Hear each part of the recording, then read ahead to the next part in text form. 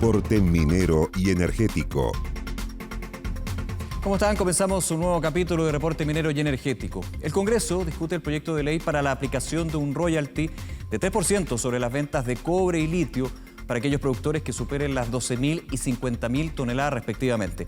En el caso del cobre, el impuesto sería, según el proyecto actual, progresivo, dependiendo del precio del mineral en la Bolsa de Metales de Londres, por lo que las compañías destinarían al Estado cierto porcentaje de las ganancias adicionales que represente esa variación en el precio. Los impuestos vigentes equivalen a aproximadamente 40% de las ganancias de las mineras. El royalty, como está establecido en el proyecto, aportaría al fisco aproximadamente 7.000 millones de dólares. Pero las cabezas de la industria han dicho recientemente que los productores de cobre tendrían que destinar hasta el 82% de sus ganancias al pago de impuestos bajo la normativa. La discusión avanza entre lo técnico y lo político, por lo que cabría preguntarse qué debe primar como fin último de este cambio, de este eventual cambio.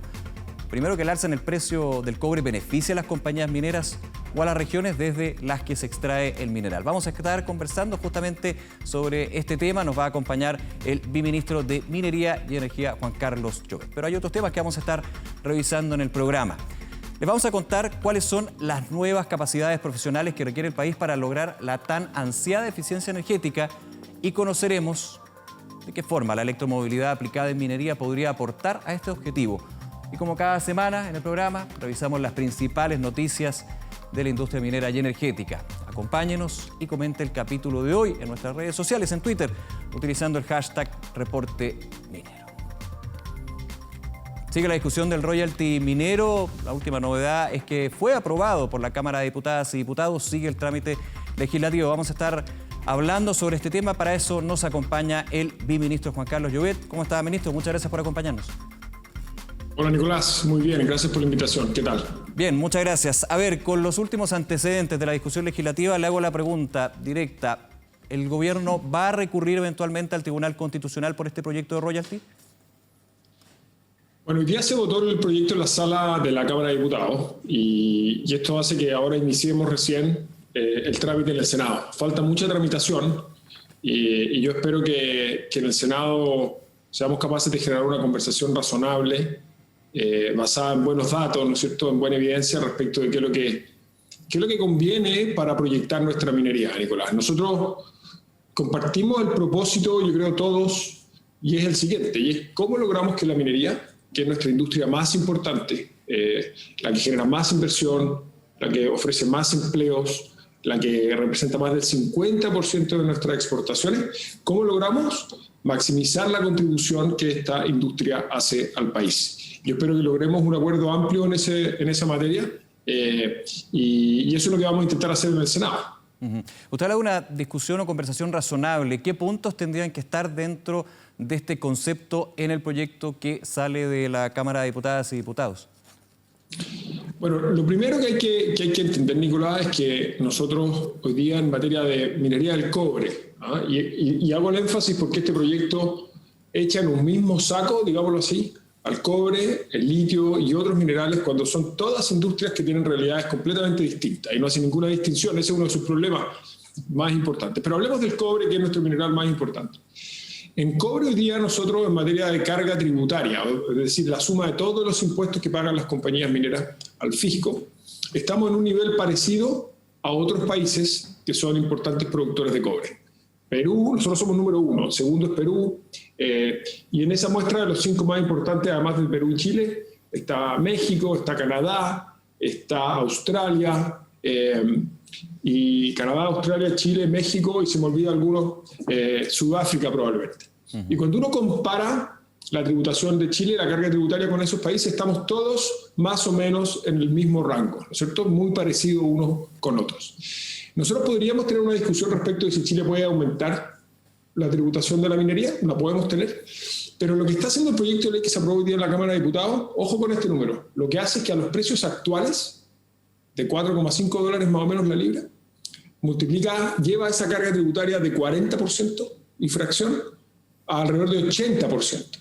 Entonces eso no es que nosotros nos movamos un poco arriba, un poco abajo del resto de los países, simplemente quedamos fuera de rango, ¿no es cierto? Y eso no lo digo yo, lo han dicho muchos analistas internacionales, muchos bancos que siguen las empresas del sector minero, y lo han dicho también muchos expertos nacionales que siguen el sector minero. Entonces, este proyecto está completamente fuera de rango, es un mal proyecto en ese sentido. Ministro. Y además, Nicolás, es muy importante, la minería, su contribución a nuestro país no es solamente los tributos que paga. La minería genera muchísimos empleos, alrededor de 800.000 empleos entre empleos directos e indirectos, genera muchísima inversión en las regiones, sobre todo en las regiones de la zona centro y norte, provee infraestructura, ayuda en innovación. Entonces, no podemos pensar solamente en tributación, eso es lo primero. Y lo segundo es que, incluso si habláramos solo de impuestos, pensar que la tasa es lo único relevante es un error, porque, y esto es muy fácil de entender, la tasa es un porcentaje de algo. En este caso, hay que mirar aquí la base impositiva, digamos. Claro, entonces si nosotros subimos la tasa, pero el efecto que eso tiene es que nosotros producimos menos cobre porque hacemos menos inversiones para desarrollar yacimientos, vamos a aplicar una tasa quizás muy alta, pero una producción más baja. Ahora, pero y la recaudación puede terminar cayendo, ¿no? Sí, bajo esto, ministro, para tenerlo súper claro, la desaveniencia del gobierno va por este punto del proyecto presentado, que es un impuesto que puede, una tasa en este caso, que puede ir subiendo dependiendo del precio del cobre. En ese sentido, no se descarta el evaluar, el conversar sobre este nuevo royalty, sobre una tasa impositiva. Se lo pregunto porque del oficialismo, de hecho, se presentó indicación o proyecto con respecto a el royalty, dejando de lado el tema del precio, pero efectivamente, y también en el contexto de que a nivel internacional, players importantes, claves de este mundo, como es por ejemplo Australia, se está discutiendo el elevar el impuesto que se le cobra a las mineras por la extracción de recursos naturales. Nosotros, Nicolás, yo lo he dicho desde el primer día, nosotros estamos abiertos a tener una conversación razonable respecto de la tributación minera, ¿no es cierto? Que miremos cómo está la tributación en Chile versus otros países, cuál es el ciclo que viene hacia adelante. Esta cosa tampoco se dice mucho en el Congreso, pero déjeme darle un dato. Entre el año 2004 y 2020, la producción chilena de cobre se mantuvo básicamente plana. No hemos sido capaces en los últimos 15 años de aumentar la producción de cobre, cosa que así habíamos logrado en los 15 años anteriores. Entre el 90 y el 2004 aumentó mucho la producción de cobre. De ahí hasta ahora solamente ha estado estancada, ¿sí?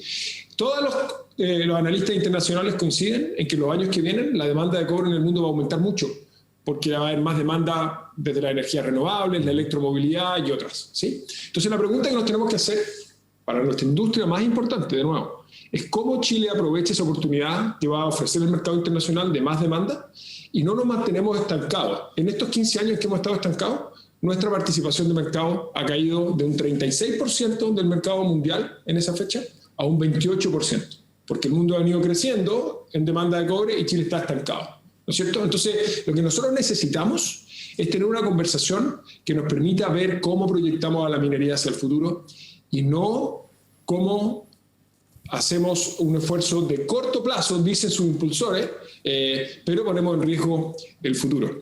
Y es importante, Nicolás, una cosa más respecto a esto del corto plazo. Muchos hoy día argumentaban en la sala de la Cámara de que esto es muy importante hacerlo porque necesitamos más recursos para la pandemia. Y déjeme decirle una cosa, más del 80% de la producción de cobre en Chile hoy día tiene contratos de invariabilidad tributaria. ¿Sí? Y eso significa en simple... Que en algún minuto se quería, de hecho, eliminar, pero finalmente se deroga esa indicación presentada por el diputado Núñez, de hecho. Sí, se rechazó eso, afortunadamente, pero ¿qué es lo importante para la gente que nos está viendo? Ese argumento de que vamos a subir el royalty ahora para recaudar más para la pandemia no es verdad, porque si subiéramos el royalty hoy día,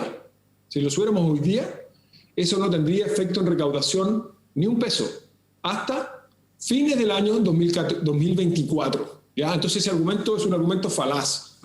Y otro argumento, Nicolás, que hay que desmentir es esta idea de que hoy día cuando el precio sube, el Estado no recauda más. Eso no es verdad. Acordémonos que el año 2005, en el gobierno del presidente Lagos, se promulgó el royalty a la minería. Sí. En el año 2010, en el primer gobierno del presidente Piñera, después del terremoto, con un esfuerzo de mayor recaudación, se aumentó ese impuesto específico a la minería, ¿no es cierto?, o royalty, ¿sí?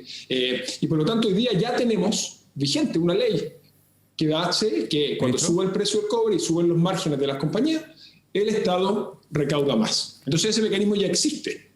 No es necesario volver a pasar una ley como la que se está discutiendo en la Cámara de Diputados. Ministro, me queda un minuto, pero quiero recordar también frases desde la industria y sonó con bastante fuerza desde la Sonami. Su presidente, Diego Hernández, dijo que este proyecto de ley implica no más minería en Chile. ¿Está de acuerdo con eso? Mire, yo creo que aquí no hay que... La minería chilena, déjeme contestarlo de esta manera, la minería chilena es muy diversa. Tenemos pequeña minería, mediana minería, gran minería. Tenemos minería pública, Codel, Conami, tenemos minería privada. Tenemos minería chilena, tenemos minería extranjera. Es muy diversa. Entonces, un royalty como este a muchas compañías mineras las dejaría probablemente fuera de operación. ¿Por qué? Pero no acabaría con la minería, como fue bien directo en ese sentido el presidente de Sonami. ¿Cómo, perdón? No acabaría con la minería, como lo dijo el presidente de Sonami. Sí tendría un efecto clave, profundo, importante en la industria, para entender un poco lo que nos cuenta. Claro, porque en estricto rigor este royalty afecta a las compañías de cierto nivel de producción hacia arriba, ¿no? Pero esas compañías de ese nivel de producción hacia arriba concentran más del 90% de la producción de Chile. Entonces, el efecto que tendría este royalty, si se aprueba como está, sería gigantesco en la minería. Gigantesco. Y la minería no son solamente, como quieren instalar esta caricatura, algunos grandes corporaciones internacionales. Como yo le digo, hay compañías chilenas y extranjeras, y la minería es, las compañías mineras, una cadena muy amplia de proveedores, muchas compañías que le prestan servicio a la minería, es la principal fuente de empleo en la zona norte. Entonces hay muchas personas, muchas familias asociadas a esta industria. Entonces, queremos discutir respecto de cómo contribuye más al país, hagámoslo, pero hagámoslo en serio, teniendo en consideración lo que está ocurriendo en otros mercados, en el resto del mundo, y no por hacer un punto político o instalar un slogan, ¿no es cierto?, y una frase que suena bien en redes sociales, juguemos con la industria más importante de nuestro país. Ministro Llobet, muchísimas gracias, como siempre, por acompañarnos en el programa. Que esté muy bien. Gracias, Nicolás. Un abrazo. Hasta luego. Vamos con otros temas. La electromovilidad se ha convertido en aliado de las compañías mineras en el desarrollo de una industria sustentable. En la siguiente nota les contamos cómo ha sido la incorporación de este sistema de tracción en varias faenas de nuestro país. La gran minería se ha comprometido a alcanzar la carbono neutralidad en los próximos años y una de las alternativas para lograrlo es la electromovilidad, apoyada sobre todo en el uso de buses eléctricos para el traslado de trabajadores. Tal es el caso de la flota interurbana que incorporó recientemente Anglo American en Minera Los Bronces. Partimos en el año 2017 cuando nos preguntamos cómo podíamos bajar las emisiones de ruido en la ruta de acceso a Los Bronces. Y ahí empezamos a pensar en camionetas eléctricas, vehículos híbridos y obviamente los buses. Entonces durante el 2018 investigamos el mercado, estuvimos viendo con nuestro proveedor de transporte qué alternativas disponibles habían y aparece Vivipra, que el representante bus es King Long, con un bus prototipo. Como era el único modelo disponible en el mercado, la elección de los vehículos implicó pruebas de rendimiento para asegurar su operación, considerando que Los Bronces se sitúa a 3.500 metros sobre el nivel del mar. Los parámetros se evaluaron en China y en Chile. Decidimos llevarlo a Portillo con carga simulada, pusimos bidones de agua en los asientos, dejamos unos pocos asientos para las personas que acompañamos la prueba y salimos desde Santiago en dirección a Portillo. Llegamos con 20% de batería remanente y cuando volvimos a Santiago lo que sucedió es que fuimos recuperando la carga de la batería y por lo tanto ese viaje de vuelta, entre comillas, fue un viaje casi gratis. Otra de las externalidades positivas de la movilidad eléctrica guarda relación con una mayor comodidad y descanso para los trabajadores. Tanto para el conductor como para los pasajeros están sometidos a un menor nivel de ruido que un vehículo diésel convencional. También el nivel de vibraciones es notoriamente menor. Y en términos globales, la confortabilidad al interior de un vehículo eléctrico es muy superior a la de un vehículo diésel convencional. Compañía minera Doña Inés de Collahuasi es otra de las compañías que desde el año pasado apuesta por los buses eléctricos para el traslado del personal en Puerto Patache desde Iquique y Alto Hospicio. En general el comportamiento de los buses ha sido bueno, como todas las cosas hemos tenido aprendizaje, pero yo diría que en general fallas menores. En tanto, la estatal Codelco pone énfasis en la reducción de gases de efecto invernadero a 2030, apostando a la electromovilidad en la minería subterránea.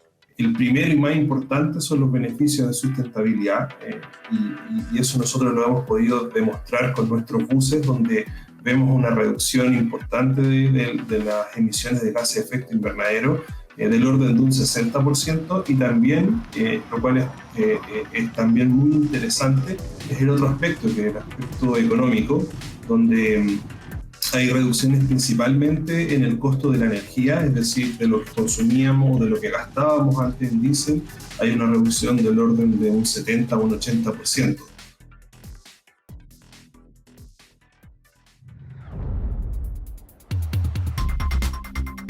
Durante la próxima década se crearán 24 millones de empleos en el área de las energías renovables, y aunque Chile ya experimenta la transformación del sector energético, no obstante, su consolidación debe contar con el respaldo de la academia.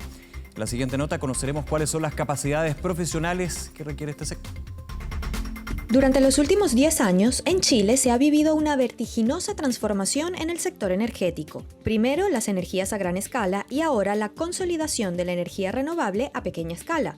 Sin embargo, el sector requiere de nuevas capacidades profesionales para lograr la tan ansiada eficiencia energética. Entonces, es importante estar permanentemente revisando cuáles son los requerimientos en términos de técnicos, de profesionales, de expertos, académicos, ¿cierto? Y irlos instalando en los distintos lugares, en las universidades, en los centros de formación técnica, en los empleos, capacitaciones. Hay que hacer un trabajo y un monitoreo permanente del sector para ir adaptando las capacidades que se van necesitando. Sentimos que en Chile todavía hay una brecha importante en materia de capacitación de capital humano dispuesto a acompañar a las grandes compañías EPCistas a construir proyectos de energía renovable. Cuando hablo de especialización de capital humano, también hablo de especialización de las pymes, de las pequeñas y medianas empresas. Tenemos también tres grandes como tendencias importantes, como son la descarbonización, la digitalización y la energía distribuida, que también generan necesidades nuevas de recursos humanos. Muchas de ellas son ocupaciones que tienen que ver con, por ejemplo, mantenimiento de equipos de distinto tipo, pero también todo lo que son las ingenierías que tienen que ver con los diseños, porque aquí hay muchos proyectos de inversión que requieren eso. Se requiere también gente en la construcción de las nuevas capacidades para poder generar la energía bajo las nuevas modalidades. La OIT pronostica que en 2030 en el mundo se crearán 24 millones de empleos nuevos en el área de las renovables, y las proyecciones de la Agencia Internacional de Renovables indican que el 80% de las posiciones requeridas serán del tipo técnico u operativo y no necesariamente ingenieros. En Chile en particular ha sido difícil que el mundo formativo, me refiero al mundo técnico profesional de la enseñanza media, pero también la enseñanza superior y las universidades también, se acerquen para entender mejor las tendencias del mercado del trabajo. Para dar solución a esto, recientemente se publicó un marco de cualificaciones en energía, un documento que organiza las habilidades, conocimientos y destrezas que debe tener la gente para desempeñarse de forma competente. Creemos que este instrumento, marco de cualificaciones, permite generar un puente, un lenguaje común entre las necesidades de los sectores económicos y lo que en las instituciones formativas en sus diferentes niveles, ser un académico o un técnico muy potente, también necesitamos ser buenos ciudadanos, y eso es una formación transversal en todo ámbito. El Ministerio de Energía trabaja actualmente en una mesa de capital humano que congrega al sector público-privado para acortar brechas en la identificación de las nuevas capacidades en materia de empleo. La Superintendencia del Medio Ambiente formuló 5 cargos contra Codelco. Esto debido a incumplimientos ambientales en la fundición Potrerillos de la División Salvador. Los cargos señalan el incumplimiento en el manejo de aguas industriales desde el año 2018. Codelco tendrá un plazo de 10 días hábiles para presentar un programa de cumplimiento y de 15 días hábiles para formular sus descargos.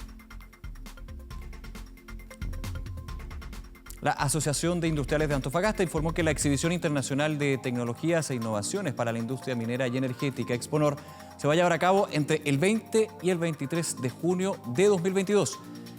El evento contempla ruedas de negocios, visitas técnicas, seminarios y el lanzamiento de nuevas tecnologías. Durante esta edición, el país invitado será Alemania.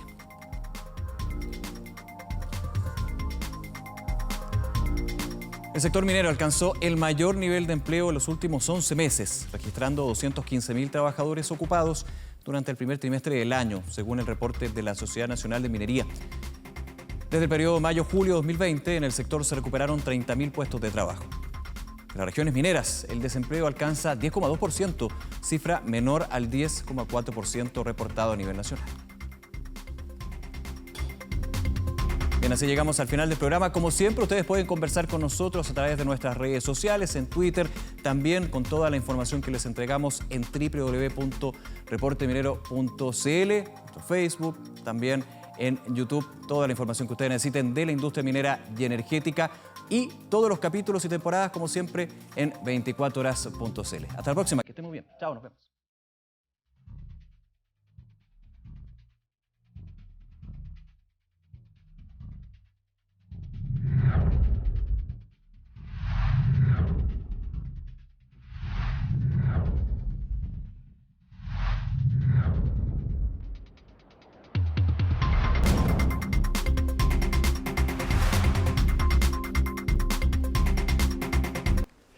No olvides suscribirte a nuestro canal de YouTube.